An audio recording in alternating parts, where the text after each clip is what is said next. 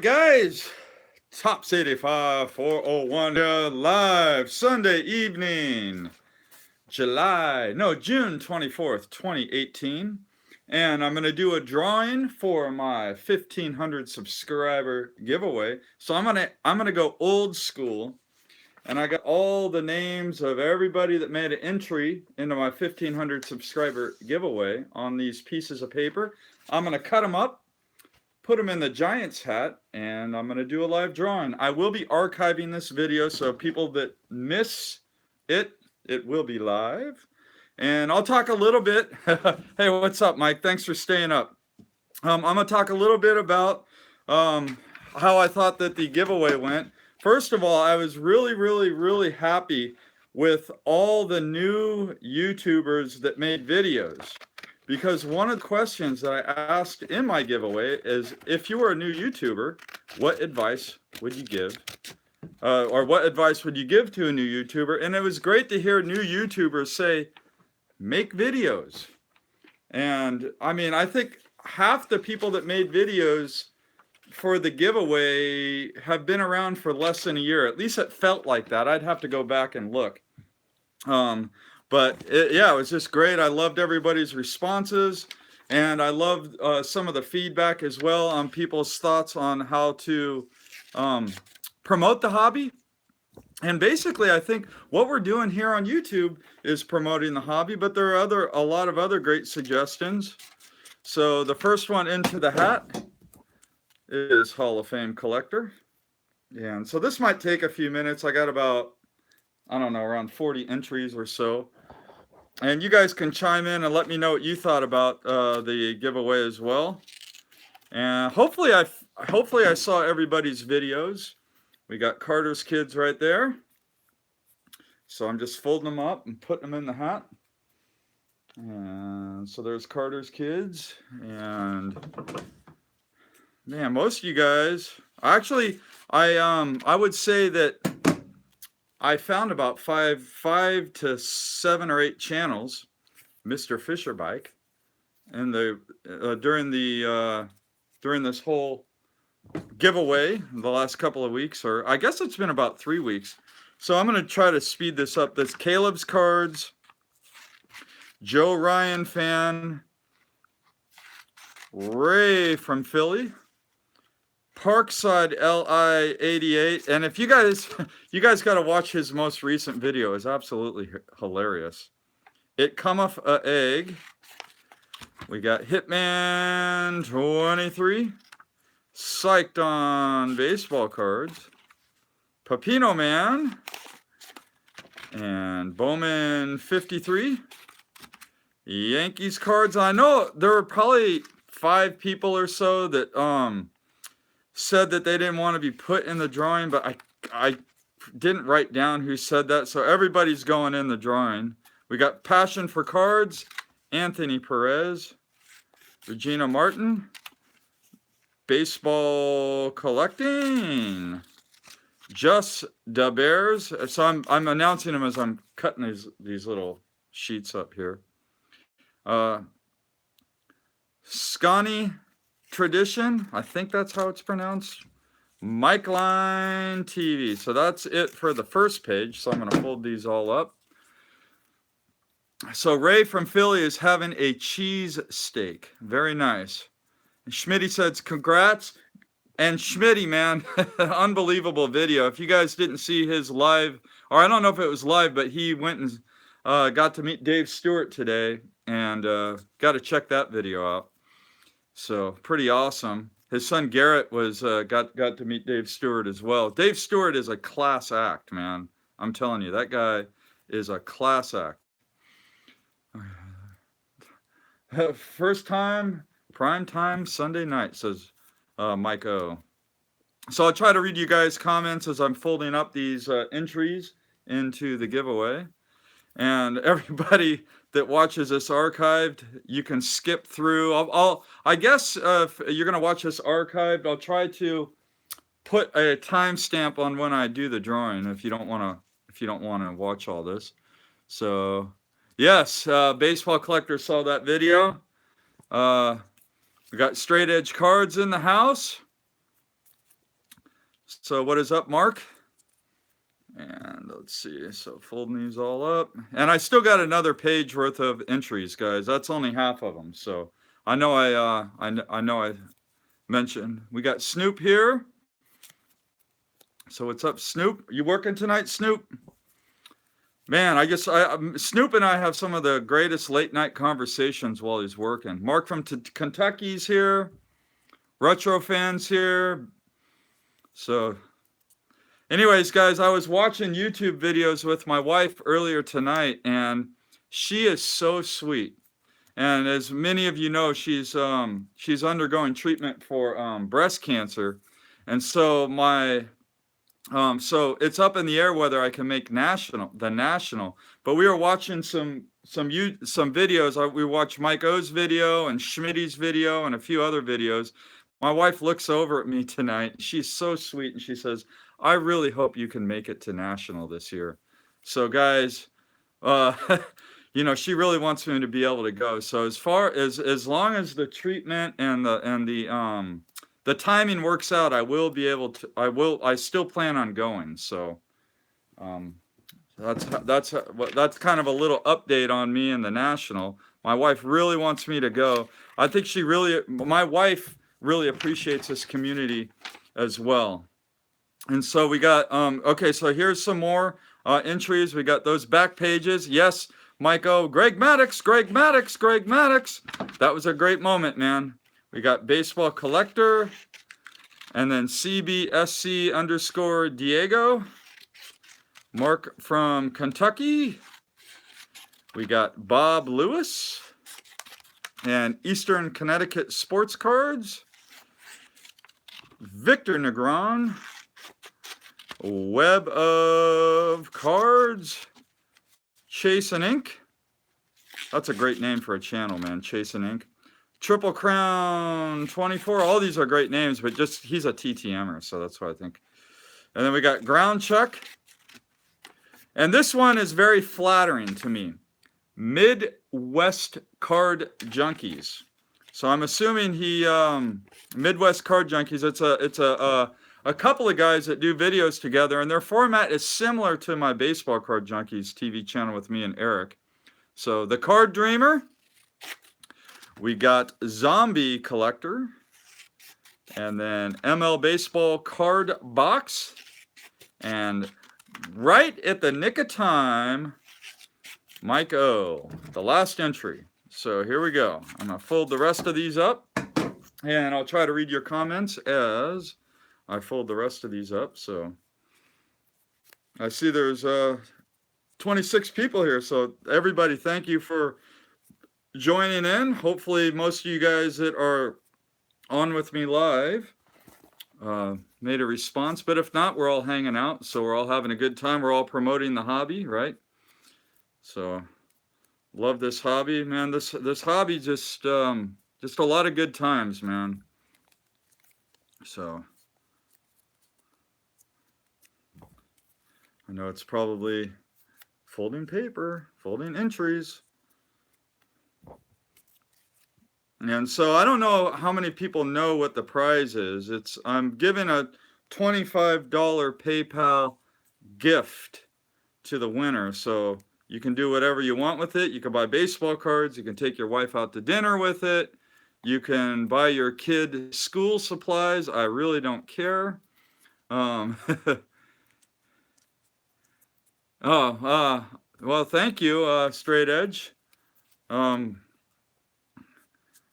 But anyways, yeah, so gonna do the drawing here pretty soon.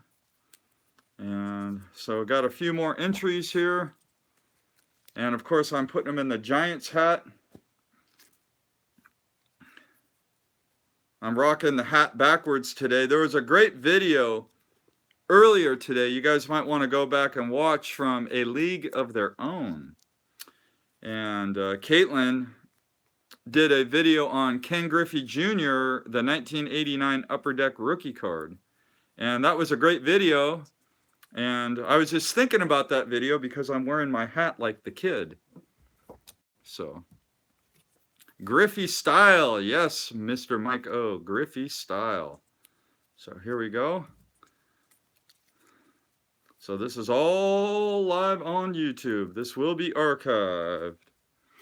All right, so we're going to pick a winner here. Pick a winner, winner, winner, chicken dinner. Okay, so I got the last one folded up. Got all the entries in the hat. You could tell I've had this hat forever. My grandma bought me this hat, I think around 2002 when the Giants went to their first World Series, their only World Series with Barry Bonds. Oh, man. I saw that Bowman 53 posted a video. I haven't had time to watch it, though. Mike was asking, but I will watch it. So here we go, guys. I'm going to pull the name out of the hat. Let's see who wins. Here, I'll even do it this way. I'll let you go. I won't even be looking. I'll go like this. All right, so here we go. I found it. All right, I grabbed one. All right. And let's see who we got here. Okay. All right, so all right, so it's Baseball Collector. You are the winner. So hopefully you can still PM me on YouTube. I know that YouTube, the PMs are going to, congratulations, Baseball Collector. You're the winner. So I will be sending you a PayPal gift. And you can, I don't know. Yeah, just send me a PM on YouTube. I think that the PMs are good till the end of the month. I saw that YouTube's going to change it. So anyway, Baseball Collector, just hit me up with a PM, and yeah, we will. I'll send you out that gift, and you can do whatever you want with it. So there we go, and or you could text message me too. Yeah, I'm being an idiot. You can text message me. All right, guys. So that's that, and now we will hang out. And let me see what time. Oh, I don't need to put the timestamp below because Mike was here when I announced the winner, so we're all good. So anyways, I'll hang out here. Oh, guys, I know that I had that one video the other night where I was talking about how my mail got lost, and the second card that got lost, this thing was shipped on May 25th. And I got it yesterday on June 23rd. So it took almost a month. It was like it was lost in the post office, but I got it in. So there's the happy story on that. And I actually contacted the seller because he ended up refunding me for this card. And I'm like, dude, I want to pay for the card again. So hopefully he'll get back to me and I can pay him for the card again. But anyways, that's the end of that story. So hopefully everyone's doing well. And I mean, you guys can comment. Let me know what you thought about the giveaway and about promoting the hobby. I mean, I think that it's great that everybody kind of stepped up and wants to promote the hobby and all that good stuff. So, but that's how we can make the hobby strong. And just in the videos are just a lot of great ideas for promoting the hobby. And, I mean, one thing that I didn't think about that a lot of people talked about is kind of, try to promote the hobby within your friends that may not collect, but that are big sports fans. That's a good way to promote the hobby. So that was, what did you do to your arm? Oh, my arm? Okay, Mike was asking what I did to my arm. I put a Band-Aid on it just because I wear a long sleeve shirt at work and I didn't want it to bleed, but basically I have a A-frame that I have to put out in front of my store every day, and when I opened it up this morning, my skin got pinched in there, and it just pinched my skin. But I didn't want my arm to bleed through my shirt because I have to wear a long sleeve dress shirt at work. So now I'm going to take off the Band-Aid and let it do its thing. Yeah, ouch is right. It hurt like hell, man. It felt like I got bit or something. Is basically what happened. But so anyways, yeah, that was an awesome giveaway, and thank you everybody to join me tonight. And I'll kind of let you guys guide the Hangout now that we're hanging out. We could do a Q&A, or if you guys want to look at cards or talk about cards or talk about your favorite baseball team or the trade deadline, which that's, well, I guess that's about, I don't know, another month and a half away, so kind of early for that. So anyway, yeah. Yeah. Yeah, I pinched it in a snap tight holder. Oh yeah, Pence with the walk-off. I mean, Pence is pretty much, his career is pretty much wrapping up, but it's, I mean, he's such like an inspiration on the Giants. It's nice to see him be able to contribute to the team when he can. So that was a great win for the Giants today for sure. I didn't get to watch a game. I was working all day, but oh, okay. So Desemic went to the new shop. He was telling me about a new shop, and let me see. I got to see the comment and about all the YouTubers I watched and didn't realize a few. Oh, okay. Oh, yeah. Well, you could tell them to make videos. I always tell my card shop they need to start making videos. I think my card shop would do really well if they made videos, but they don't listen to me. They don't want to make videos. But it's a fun card shop. So go Nats. Yep. Okay. Man, they're having kind of an interesting season, I would say, so far this year. I know Harper's not having the best season. Strasburg's hurt again, but McFarland Sports. Okay, so the gambler wants to know if I collect McFarland Sports figures, and the answer to that is I have some McFarland Sports figures.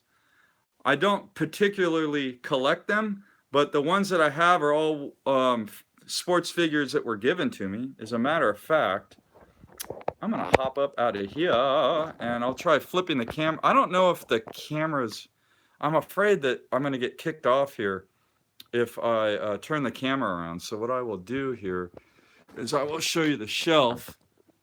And so I do have all these McFarlands. I got one here. And then what else do I have? I have one here and then one here. And all three of these were given to me from my friends here in the card collecting community. And I actually had more given to me, but I sent them off to my friend Ben, the ones that he didn't have because he collects everything bonds. So I just have, I have most of the ones that were given to me here. The rest I sent off to my buddy Ben. Starting lineups, yeah. Man, the starting lineups are, those would be kind of cool to have in the packaging and like hang them up on the wall in the packaging. But, the crossing home plate one, right on. Yeah, there's a bunch of different ones. Yeah, that one, I think that crossing home plate image, oh, God. I feel like I should know what home run that's from. But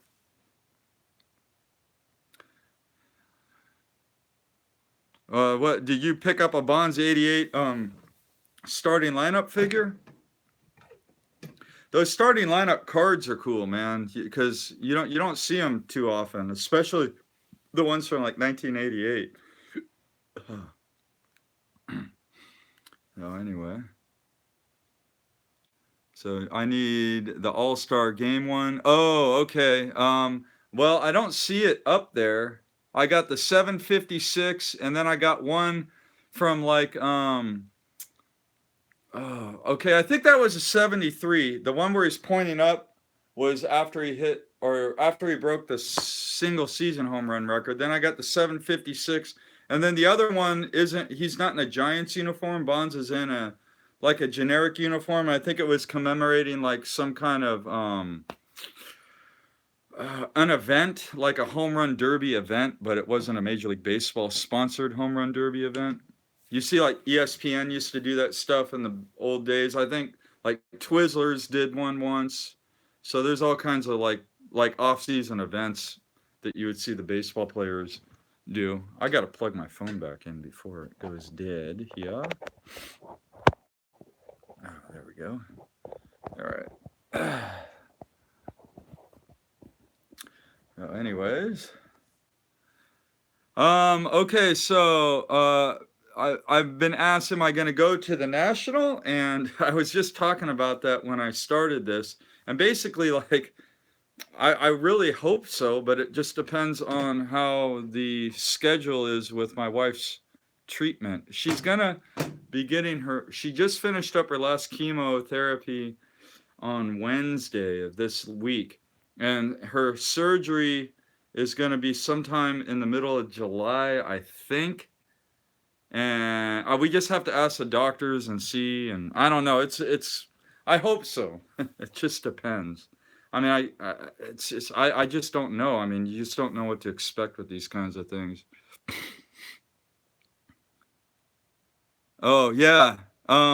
Yeah, the YouTube Hall of Fame. So Mike, baseball collector, for those of you who didn't see his video, the inaugural class of the sports card collecting community YouTube Hall of Fame, he made a little patch about this big, I would say, about that big, and he really wants to give it to me at national, and I would love to receive it at national because that means I'll be at national. So what? Here, let me see what that says. His comment. One of the more expensive variants is Barry in a Pirates uniform. Okay. Yeah, I guess. Hey, what's up, Michael? How you doing, buddy? I saw you made a video, Jarek, IMI. I see you made a video. I haven't had a chance to watch it though. Oh, thank you. Yeah, and all the best to your mom as well, man. It's been but anyways, I saw there was the Johnny Bench Tier 1 Bat Knob card was pulled recently, and I know someone tagged you on a post, so I hope that card ends up in your collection, man. Oh, good. I'm glad to hear your mom's doing okay. Yeah, so I'm glad to hear that. And hopefully I will see you in Cleveland this year, along with everybody else. Oh, you're in negotiations. Right on, man. Well, I'm sure it'll end up in your collection. So I think you have every bat knob card of Johnny Bench out there. Yeah, I looked at the checklist for the Tier 1 this year, and I was relieved and disappointed at the same time that Bonds is not on that checklist. So, I mean, I was relieved because that's like, I don't have to spend the money to acquire it, but then disappointed because I don't get the thrill of trying to track it down. August 10th in Sac Road. Oh, damn. August 10th. Okay. What day of the week is that? Is that a Saturday? Oh man.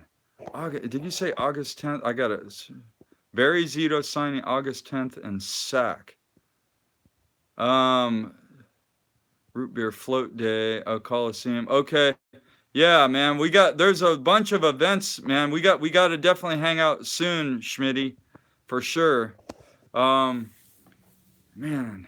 Yeah, I know the national won't be going on August 10th if I can make it.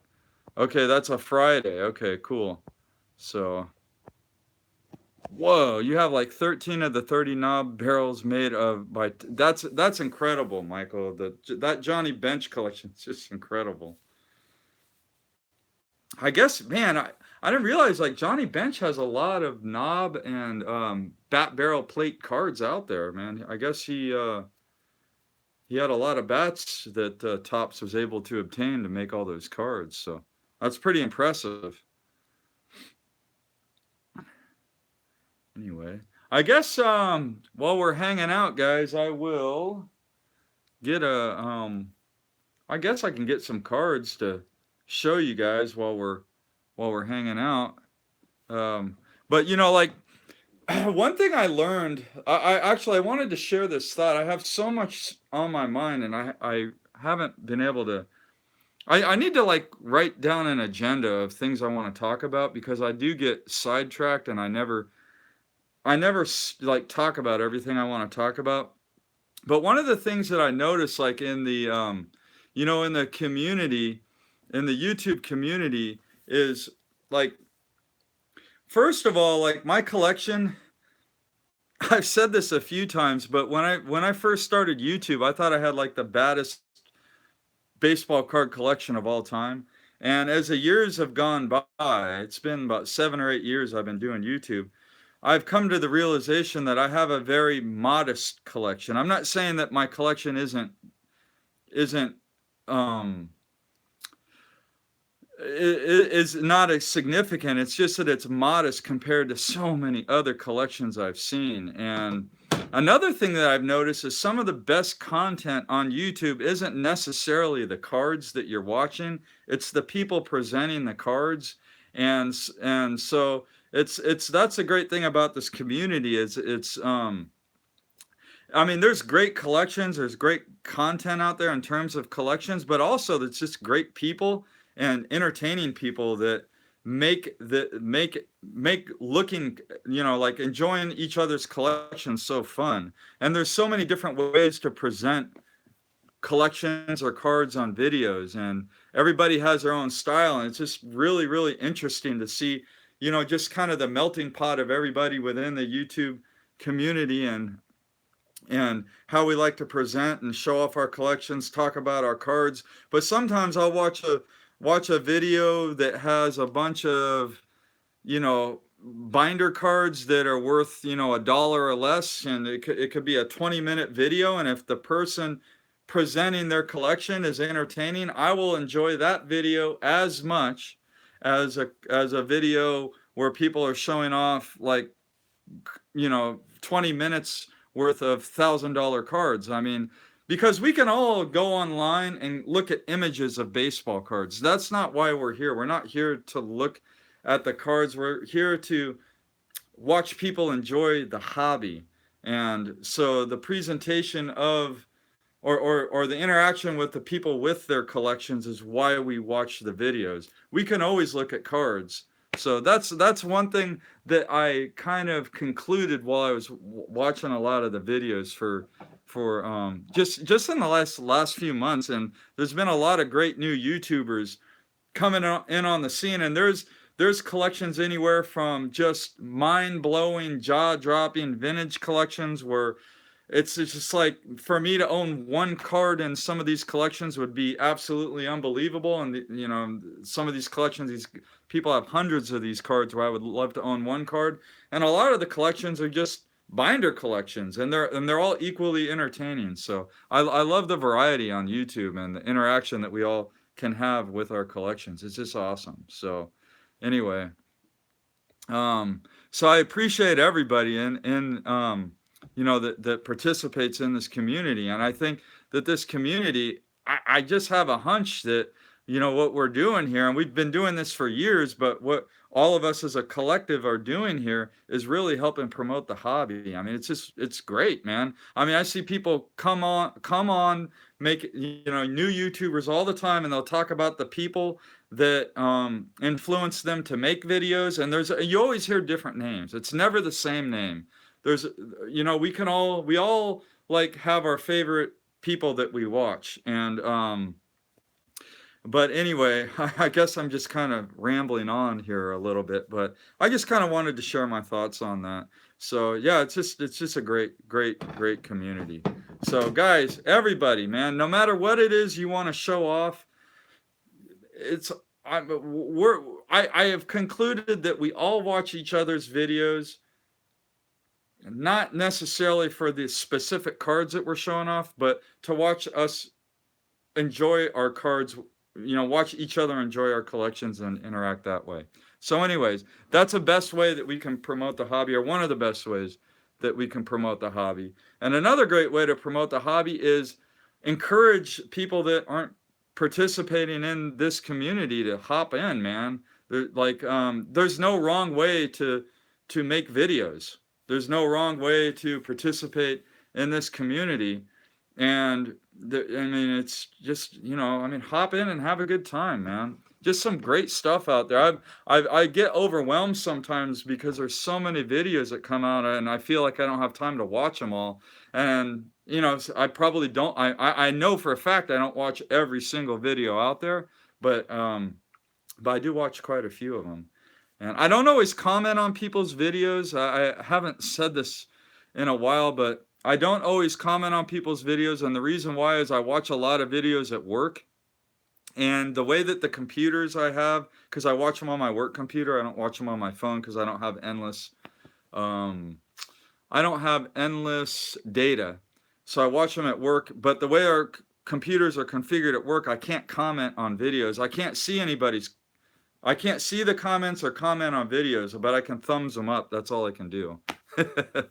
But I do watch a lot more videos than I comment on. But anyways, what I was saying is, I guess I will maybe get a bust out a few cards to show. Is there any suggestions on what you guys want me to show tonight while we're just kind of chatting here? I'm not gonna like just sit here and show cards. I'll kind of talk, you know, maybe show a card here and there. Maybe we could talk about them. All right, so I'll bust them out, Mr. Hitman 23. Barry rookies, okay. So, and Ed, when you say what happened, what do you mean by what happened? Unless you're probably maybe talking to someone else, but. You know, well, okay.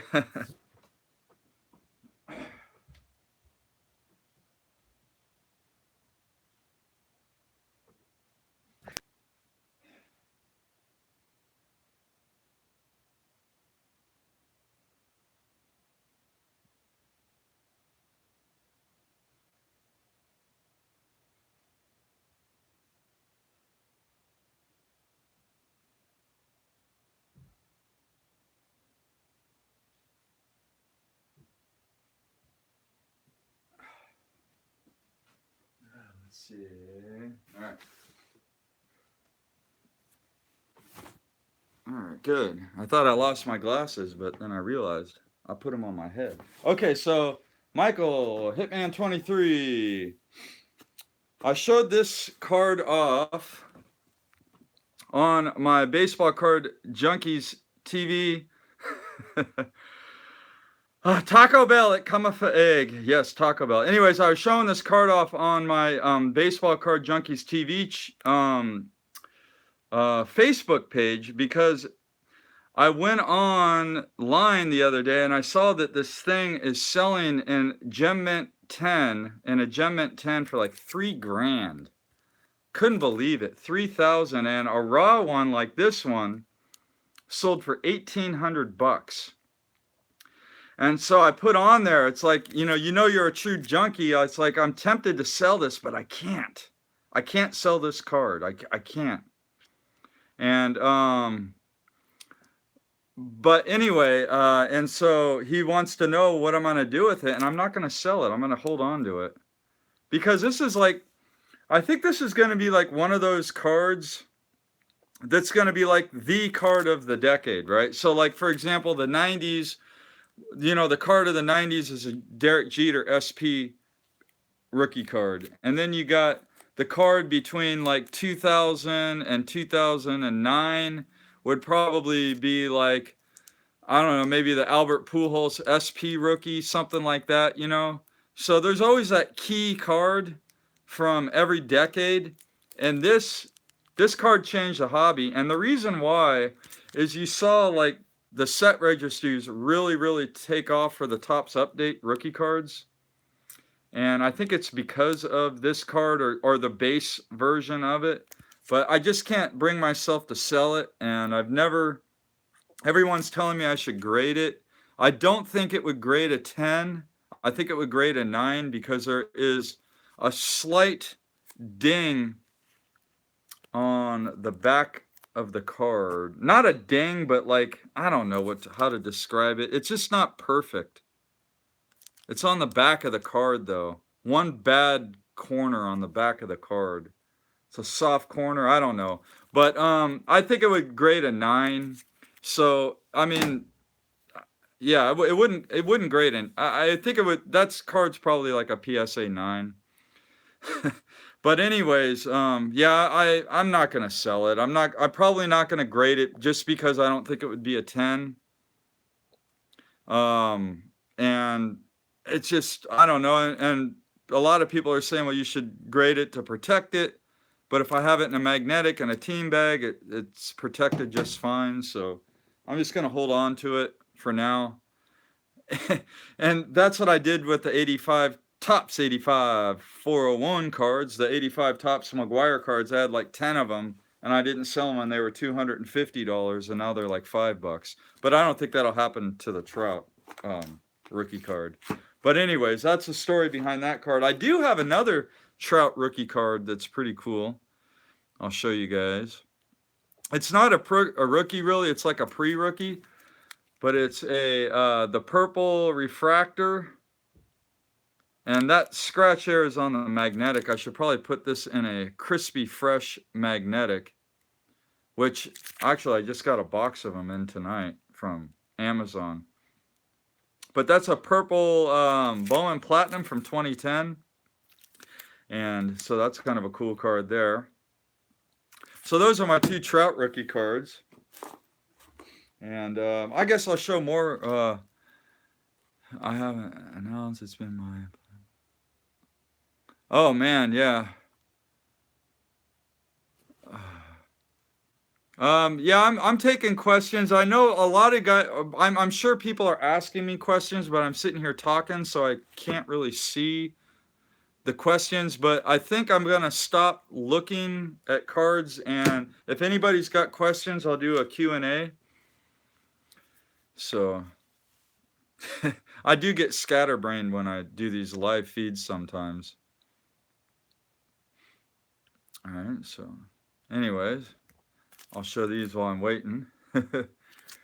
Any word back from PSA on the SSPC? Oh yeah. Someone's asking Ray about the SSPC. Hey, what's up, Brian? How are you, man? I haven't. Thanks for coming on tonight. So, yeah, I hope I can make it to Cleveland this year. I don't know. Well, you could go back and watch the archive, but I may or may not make it. Thoughts on the living set? Okay, so Ed wants to know my thoughts on the living set. That's a Topps living set, and I mean, I think Topps. I think it's great, and I'll tell you why. It's because Topps is diversifying what they can offer to the collector. So the living set isn't something that Topps is forcing down everybody's throat and saying, everybody needs to do this. It's just something that they're putting out there, and people that enjoy building sets, it's something that they can enjoy working on week after week after week. So I think it's a good idea. It's an online exclusive, but I mean, you have to diversify if you're going to stay in business nowadays, and to have an online exclusive, I think is a good idea. So, anyways, I'm going to take another question. I'm going to do Michael Jericho. Tell us how your bonds collection evolved from the beginning to when you knew you were turning into a super collector. Okay, so I'm going to answer that question now. And then, so guys, try to hold off on your questions if you want me to answer the question. If you want me to answer your question, hold off till I'm finished answering this one. But I started collecting bonds in 1998, a little bit, but I was mostly like a McGwire collector. And then after McGwire's career kind of wrapped up or was coming to an end, I decided, well, I need to collect somebody else. And in 2000, I decided that I was going to really start collecting bonds a lot more. And that's the year that he hit 49 homers. He had a pretty good season. I remember that year really, really well. And then, of course, in 2001, he hit the 73 home runs, and I was completely like I had completely taken my focus away from McGuire at that point, sometime late 2000 to early 2001, and was completely focused on Barry Bonds. And it's interesting how the collection evolved. And I kind of touched on this a little bit earlier, but I had no idea what a super collection was when I started collecting bonds. I had no clue. I had no clue. And the way it started is I would go to baseball card shows, and there would always, like in San Francisco, there would always be dealers that would have like boxes and boxes of bonds cards for like 50 cents to $1 per card. And they were like just base cards, maybe some low end inserts. And I got to the point where I had like 800 unique Barry Bonds cards. And I figured, well, I got 800 cards. I'm a super collector. Little did I know that I didn't really have much of a collection at all. Probably my highest end cards at that point were refractors. I was really, really, really, really into refractors. Love the refractors. And then by the time I got started doing YouTube, I had pretty much acquired every Barry Bonds refractor printed at the time. And I probably had about 2,000 unique Bonds cards. And then through the YouTube community, I met my friend Ben, and he's known as Wait333 here on YouTube. And he kind of schooled me on like all the 90s stuff. And then I started to branch out and start collecting stuff that I didn't even know existed. And now I'm close. I'm probably about 4,800 unique Bonds cards. So it kind of evolved that way. And now I'm kind of at the point in my collecting where it's, most of the cards that I need for my Bonds PC are pretty expensive. And so I'm kind of slowing down on picking his stuff up. And I've come to the realization that it's not realistic for me to acquire every card of his that is out there. And so I'm trying not to like feel like I have to buy everything just because it would cost it would cost too much money. I just can't afford it. So I get what I can when I can, and I'm still able to pick stuff up. I'm still able to enjoy the hobby. I definitely have stepped off the gas pedal, and I'm being more realistic about collecting. And I kind of have to like flip a switch in my head and have the mindset that I don't have to have everything that I see that I don't already have. So that's kind of where I'm at now, and that'll tend to happen when you get to as many cards as I have, because most of the stuff is going to cost, I mean, $10 per card. But I mean, if you're trying to pick up 10 cards a week, that's 400 a month. I don't really have 400 a month to spend on cards every month. So and most cards are a lot more than $10 too. So that's like on the cheap, $10 a card. So it kind of adds up. So but anyways, I'm still enjoying picking cards up. And yes, patience, very much be patient. I mean, it just gets to the point where you just can't pick everything up that you see. And I'm trying not to, I don't know, be like feel like I have to pick up everything I see. I mean, right now I'm 45 years old. So let's say I live to be 90. I got another 45 years to try to find as many Bonds cards as I can before I die. So there's no hurry. I got a long time. I got a long time till I don't need to collect everything by the time I'm 50. I got many, many more years to collect. So that's kind of my mentality. So great question. Thanks for asking. And now I am ready for another question. Someone has another question. Hopefully that was helpful. On Chris. Okay, so someone asked me,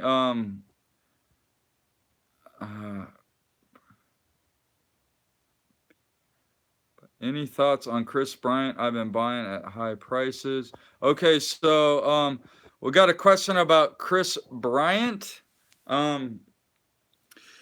I know he's really, really, really popular among Cubs fans. He's probably their most popular player. And as far as, I mean, if I were a Chris Bryant collector, I would kind of wait a few years because I think what's going to happen is as the years go on, and you'll see this with player collectors, there's going to be so much more variety out there to collect, so much more to collect, that stuff that's available now will become more affordable as time goes on, simply because of supply and demand. That there's going to be like let's say, for example, right now there's 1,500 unique Chris Bryant cards out there to collect.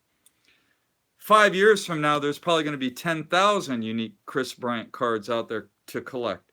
So you could always go back and get the stuff that's being produced now and probably get it at a better price, just because there's going to be so much more out there to collect, that all the Chris Bryant collectors aren't going to be able to pick up everything that's out there. Like there's just less to the hunt for now. But that's just in general for any player collector. I don't think I think Chris Bryant's popularity is probably it hit its peak in 2016.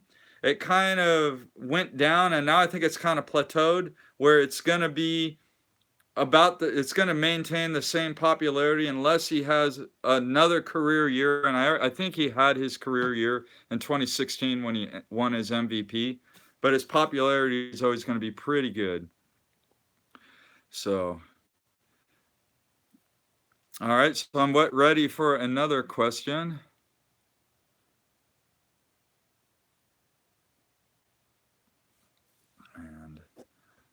Any other questions? Do you have any of the large Barry Bonds Donruss Dominator cards numbered to 1,000 or 10,000? I do have one, I think. I'm pretty sure I have one of those cards. I think there might be more than one. There might be. I think there's like 3 of those maybe, and I have one of them. Those Dominators. I think those were on the Don West shop at home back in the 90s. That's where you find those cards from, if I remember.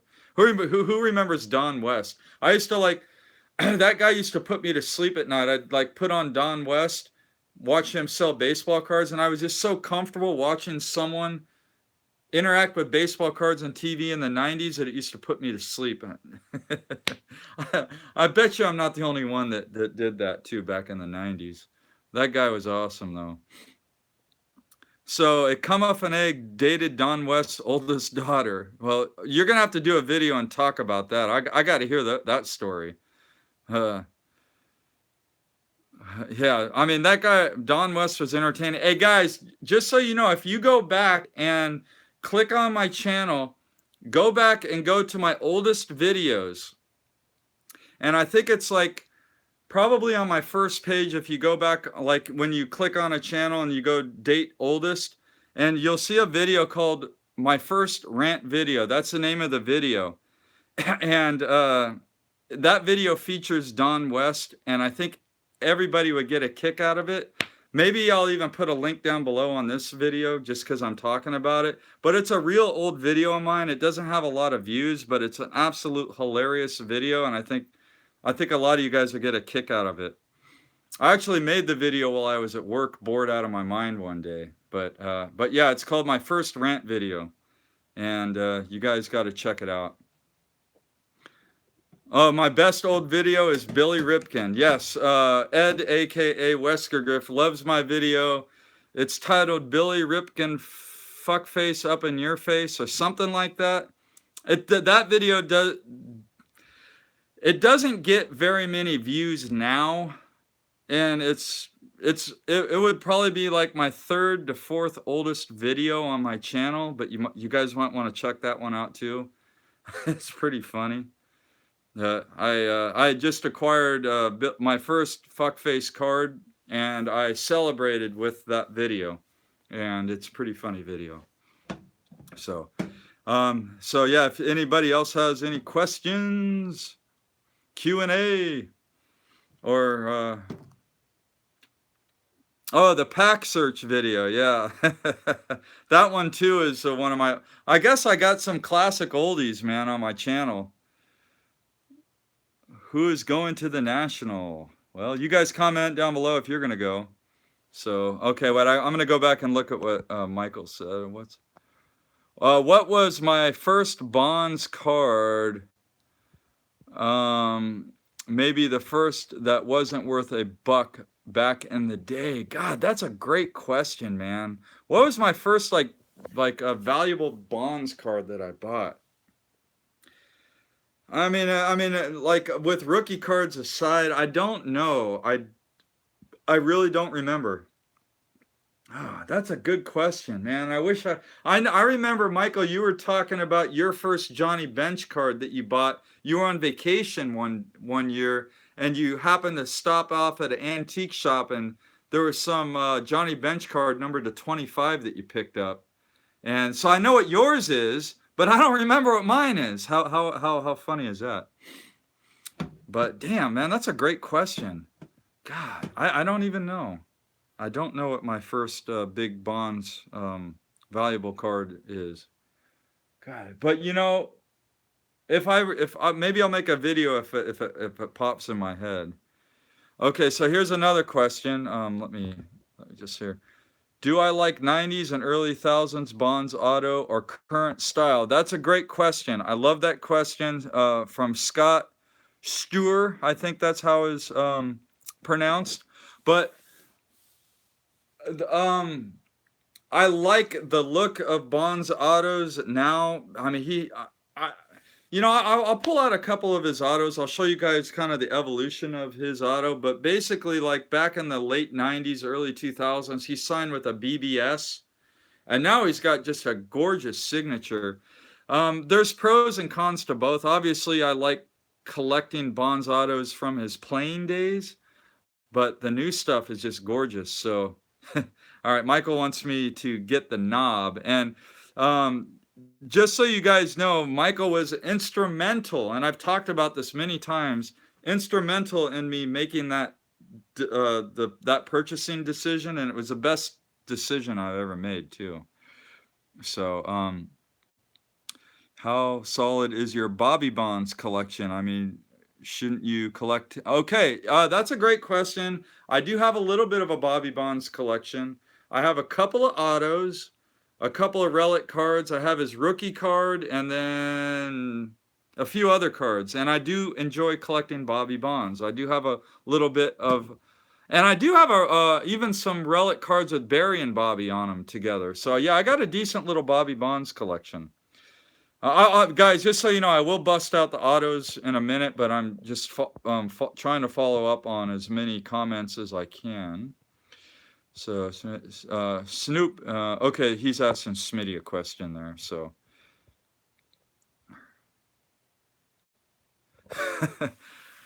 Mike, that is a great question. Do I feel harassed with everybody wanting to see my knob?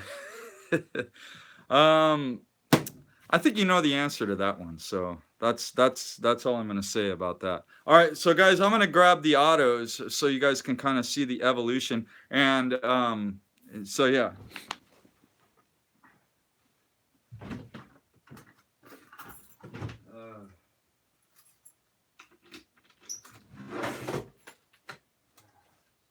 Playing day versus.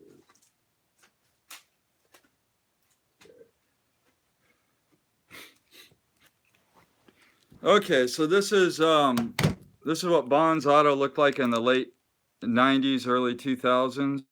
A nice looking auto, right? But this is how he signs today, and that's just a gorgeous auto right there. So love that auto.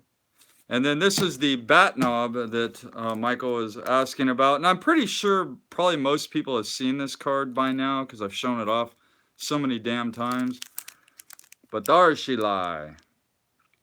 And what I've come to realize over the last couple of years is Tier 1, their signature set is the one-of-one autographed bat knob autograph cards. So these, I think, are, if you collect a player that has a one-of-one bat knob auto, these are probably, I'm guessing, going to be as popular as like rookie superfractors at some point, just because these cards are kind of a staple in the hobby for player collectors, and they don't come cheap.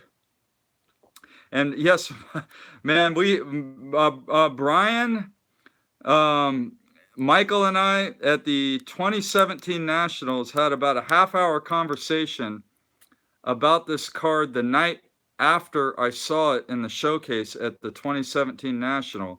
And then the next day, I went and scooped it up. And if you watch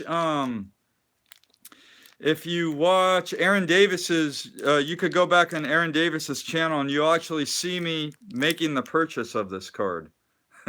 So you will see me the moment when I purchased it, which is at the time I didn't really think much of it when Aaron was recording the video, but now I can look back on it and you know, I can kind of relive the magical feeling that I had when I made that purchase, because Aaron was he was like it just, for whatever reason, it occurred to him, hey, this would be a great idea to record this moment. So Aaron, I know I've talked about this before, but I do appreciate the fact that you took the time to record that. I'm assuming Aaron's on here, but he may not be, now that I think about it. So anyways, that's that. Okay. And I'm assuming Schmitty and Snoop maybe are talking about the next episode of Around the Hobby on there. So any other questions or comments, guys? I think we're having a pretty good hangout tonight, so having a good time with you guys.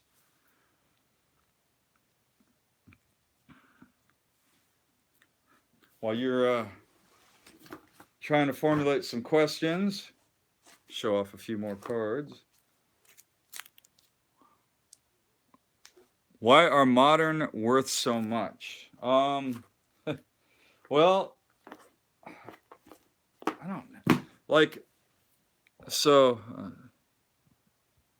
okay, so Michael, when you say why are modern worth so much, I'm not exactly sure if that question is directed at me or someone else and exactly what kind of modern you're asking about.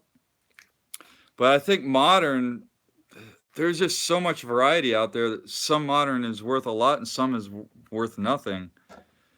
Okay, so why is modern worth so much compared to vintage?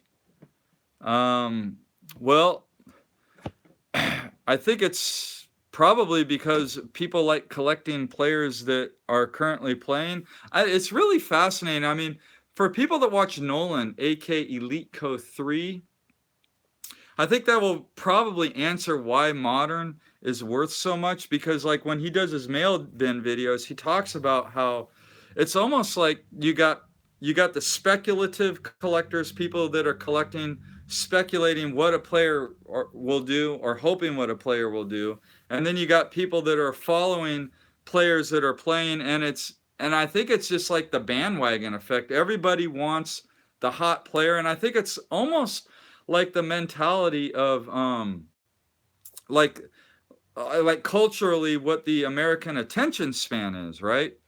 Okay, so I'll get back to that Trout $100,000, but culturally, Americans now, I'm not saying everybody, but I'm saying it's kind of a cultural phenomenon where we have a short attention span. So everybody is focused on the hot player. And so you're only going to get the hot player in modern, right? Unless it's like a 52 PSA 9 vintage Mickey Mantle 52 tops, where you know those don't pop up. But I'm talking about like someone that's performing. For example, like Shohei Ohtani this year, or Aaron Judge last year, or Chris Bryant the year before that, or I think it was Jose Abreu the year before that, and then you had Yasiel Puig the year before that. I mean, it goes on and on and on and on. There's always that one player that everybody's chasing. So Vladimir Guerrero Jr. will probably be next year, you know, if he comes up. I mean, who knows who the next hot player? I know Mookie Betts is real hot. So it's all about like, you know, it's all about right this second. And so if you want right this second, relative to what is going on right now, you have to have modern cards. And also, it's always it's a specific type of modern card, and I think that that's driven by the PSA set registries. So, and it's driven by competition. So why is modern worth so much? It's driven by people trying to have the most complete set registry with the highest grade, and um, and so it has to be a specific card, like a one, like first Bowman Chrome Superfractor, or the first rookie card, or but it's always like modern's worth a lot, but it's not necessarily the rarest card. It's the best card for a set registry, the card that's going to help you have the best set registry. And then it's not necessarily the people that are buying for the set registry that drives the prices up either, because that's not what happens. I think people see a card that's in a set registry, and then everyone jumps on the bandwagon that that's the card to get because of the set registry. So it's a bandwagon effect. It's the cultural short attention span that we have as a culture, and it's a combination of all that. I really believe that that's why some of the modern stuff is worth so much money. And I know there was a Mike Trout, like I guess it's the first Bowman Chrome red refractors numbered to 5 that are selling for 100 grand. There's 5 of them out there. So so anyways, so that's my opinion on that. So so I think people like to ask me, is Bonds going to make the Hall, so that I'll go into my rant about the Hall of Fame. I'm not going to do that tonight, but is Bonds going to make the Hall of Fame? I really think he will. I think he will on his last year of eligibility, and I'm going to give you some reasons why. First of all, you got to get Mariano Rivera, you got to get Derek Jeter, you got to get all those people that everybody loves into the Hall of Fame. But then there is a guy that documented steroid user that's going to be coming up for the Hall of Fame on Barry Bonds' second to last ballot. And so he will be in his second year of eligibility when Bonds on his last year of eligibility. And that is David Ortiz. And the media loves David Ortiz. And there is no way in hell that David Ortiz is not getting voted into the Hall of Fame. David Ortiz will be a Hall of Famer. And the writers know that in order to not look like a bunch of hypocrites and everything else, they got to put Bonds in so that they could legitimately put David Ortiz into the Hall of Fame. So that's one reason why. Another reason why I think Bonds is going to have to wait till the end of his eligibility is because the writers, it's going to be kind of like a there's not going to be a whole lot of choices for, like, there aren't going to be as many like first ballot Hall of Famers, or perhaps no first ballot Hall of Famers by the time Bonds is on his last year of eligibility. And the voters are going to have to vote for someone. So he and Clemens, just so you guys know, when I talk about Bonds being put in the Hall of Fame, it's Bonds and Clemens are together. Okay, so when I'm talking about Bonds, I'm talking about Clemens. I'm just going to say Bonds.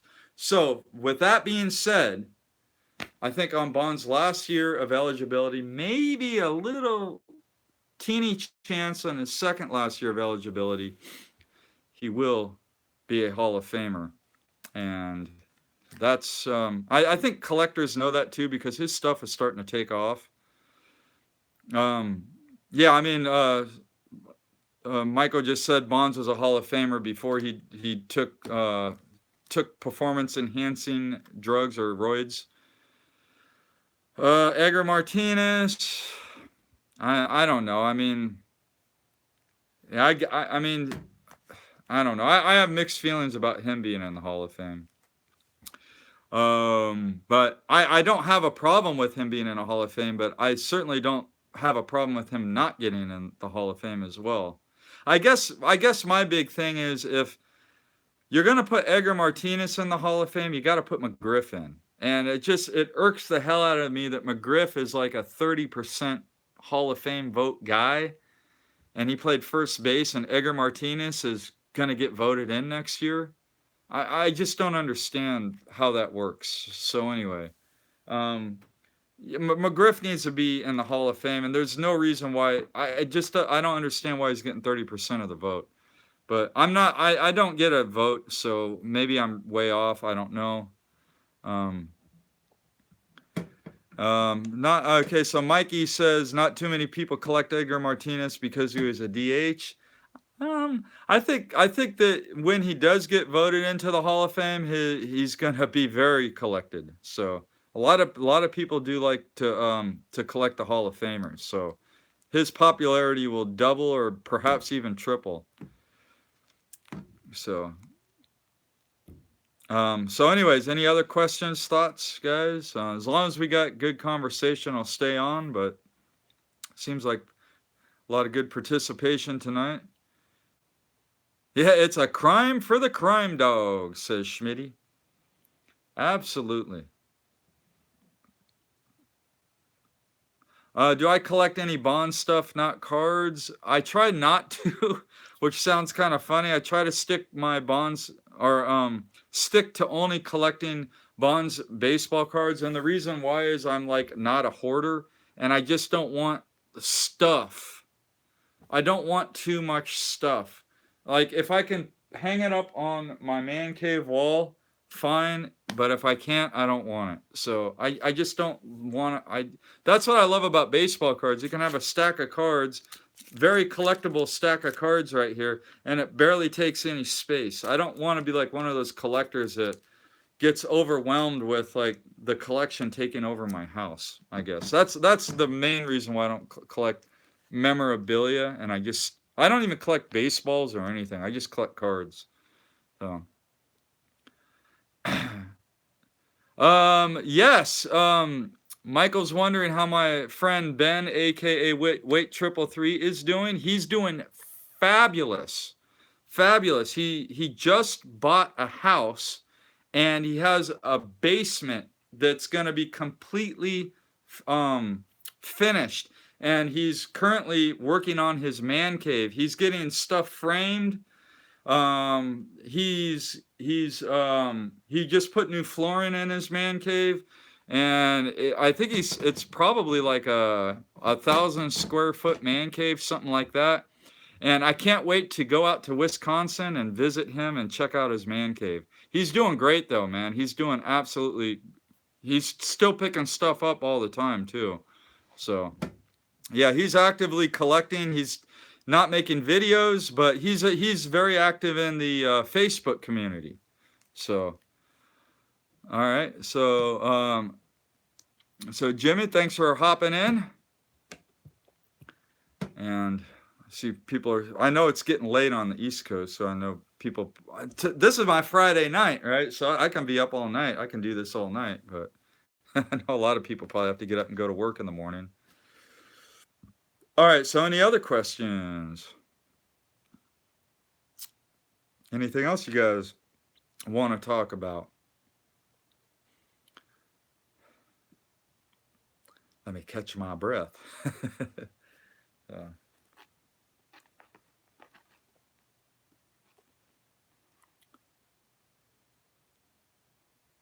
What's my favorite non-Bonds Giants piece? Oh, man.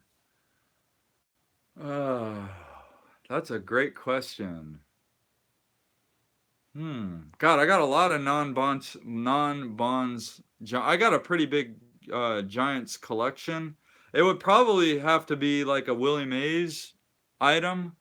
Probably like my 1954 Topps Willie Mays card, I would have to say, maybe. Yeah, I would have to say that.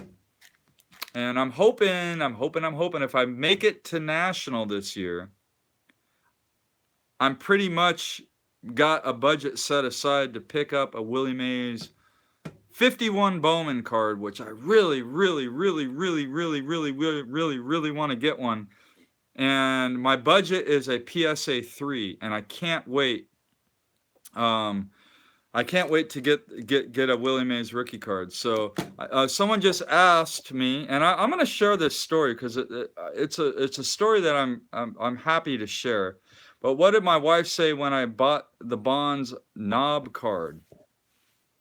So I'm very fortunate because my wife doesn't she doesn't know and she doesn't care, and it doesn't affect her in any way on how much I spend on cards and the cards I pick up. She doesn't ask, she doesn't care. All she knows is she's happy that I collect baseball cards, and she's happy that I have a hobby, and that I can, that I've made such great friends in this hobby.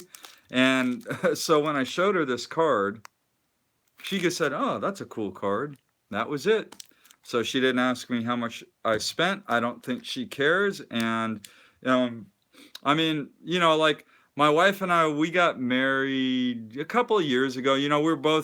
We're married, divorced, remarried. So we're both in our second marriage, and we got married in in our 40s. And well, she was 51, I was 44, I guess, when we got married.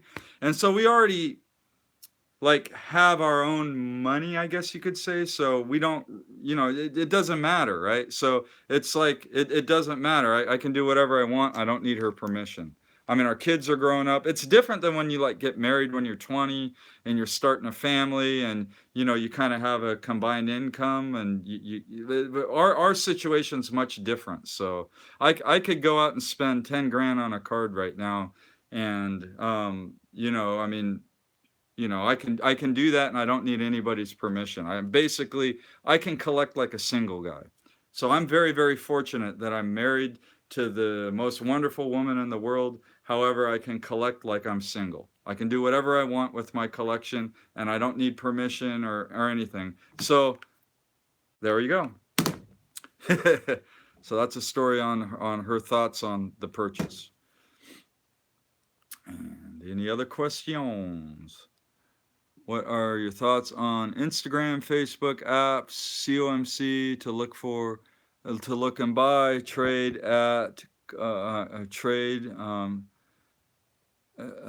Think this is helping expand the hobby. Okay, so okay, I'm gonna keep my. So guys, I'm gonna answer this question real quick. A good question. It says, "What are my thoughts on Instagram?" My thoughts on that is I'm not on Instagram, so I don't really know. I can't really answer that.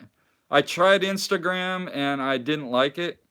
And then Facebook, I love Facebook. I love the groups. I love the fact that you can be in a group that's kind of private, and like build a community through groups. So Facebook is awesome. I've made a lot of purchases, a lot of trades on Facebook, met a lot of cool people on Facebook.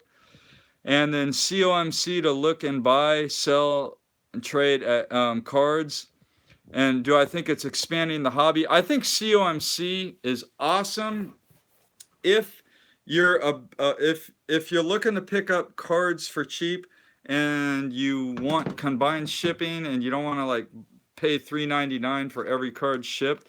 COMC is good for like $10 cards and less as a buyer, because you could pick up lots and lots of cards and then pay flat rate shipping.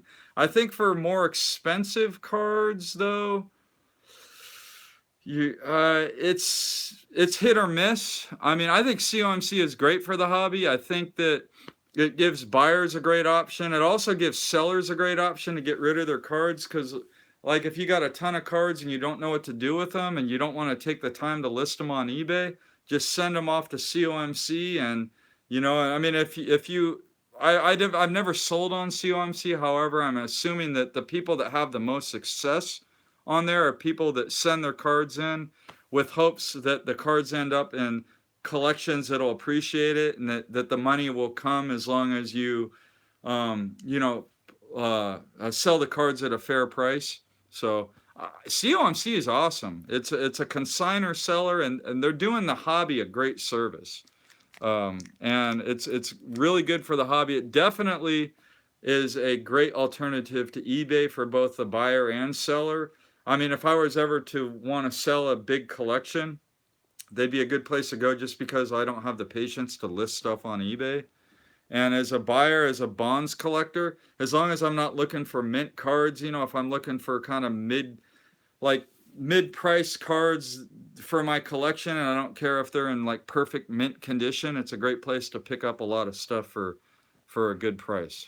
So that's my thoughts on COMC and Facebook and all those outlets for collecting.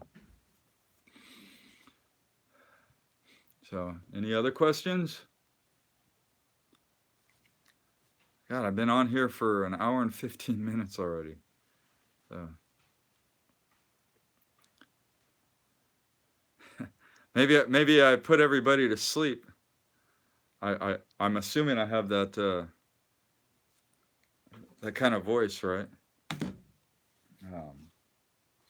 But here we go. There's the hero from today's Giants game, Hunter Pence. So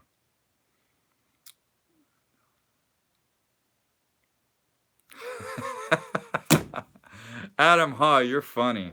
All right, I love Adam Ha's question. If someone would pay me $1 billion to burn all of my bonds cards, would I do it? Of course I would. $1 billion, man. Jeez, think of what I could do with $1 billion, man. God. If I had $1 billion, I could bring the National to California.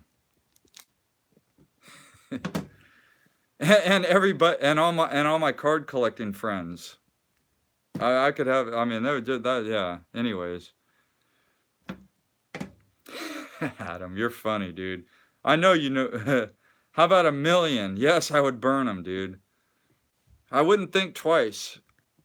$1 million, my bonds collection going up in flames, and I wouldn't feel bad about it. And $1 million is significantly less than $1 billion. Let me. Okay, so Mike was if you could rebuy them all except for the one of ones. Yes, I could rebuy them all except for the one of ones. If I had $1 billion, though, I'd just go to Topps and I'd say, these are the one of ones that I had to burn. Can you please make them over again? Has the National ever been in California? Yes, it has. As a matter of fact, I know the guy that was in charge of the National that was done. It was in San Francisco in 1980. His name is Bob Lee, and he was the that was his job. But back then it was a lot smaller. He actually lives out in the North Bay where I live. He's telling me stories. He still has brochures that he printed up from a long time ago, back when he was doing card shows, and Hank Aaron and Willie Mays and guys like that were signing for $5. $5 for an autograph of Hank Aaron or Willie Mays back in the day. So the National needs to go to Baltimore. Wasn't it in the Baltimore in like 2014, Ed? If I recall. I missed that one. But I would totally go if it was in Baltimore, because I know, you know, I guess Baltimore is pretty close to Philadelphia. And there's it seems like half the YouTube community is in Philadelphia. Oh, wow, 2009. Oh, damn. That was a long time ago. Yeah. It was there in 2010. I guess it's been there a few times. Now they seem to be going from Chicago to Cleveland, back to Chicago, then Atlantic City. It's like Chicago every year, and then Cleveland and Atlantic City alternating the years in between Chicago. Seems to be the pattern I've noticed. Okay, so we got another question here about what's the difference between Topps Regular and Topps Tiffany? Well, Topps Regular uses the card stock we're all familiar with in the 80s. The Tiffany uses a high gloss stock with a higher quality card stock, more of a white card stock.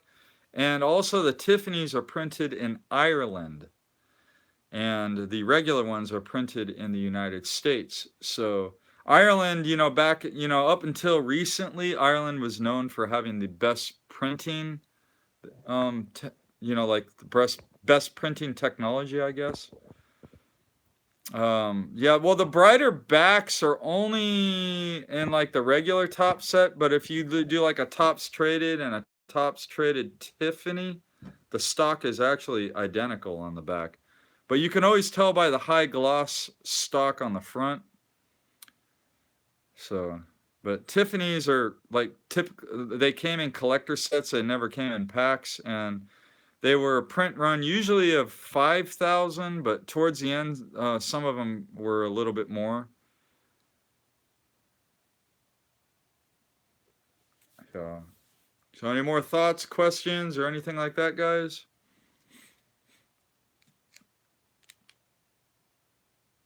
So anyway, thank you everybody for your participation tonight. You've all made it real fun. And have a good night, Scott. Probably gonna hop off here in a couple of minutes if there's nothing else you guys want to talk about. So maybe I'll answer one or two more questions if anybody has. So have a great week, Kevin. Yep, Michael, thanks for hopping on. It was fun having you here in the room tonight. You asked a lot of great questions too. Thanks for asking all those great questions. You really made it a lot more interactive tonight. So appreciate all that.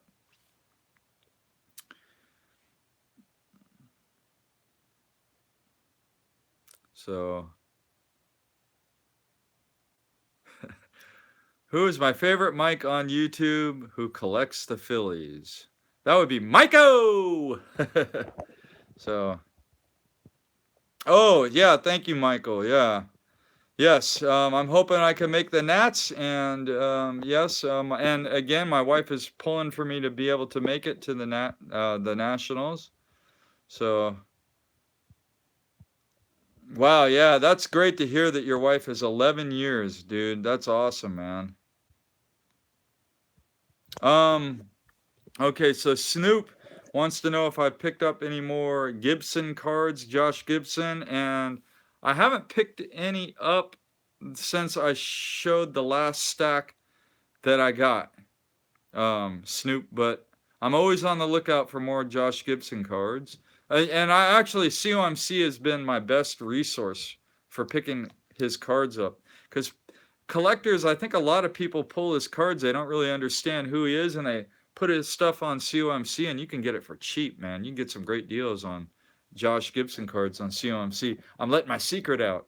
If you want to collect Josh Gibson, go on COMC. There's still a lot of good deals out there. Duplicates of cards I already have. Thanks, Mike. Thanks, Mike. Thanks for hopping in, man.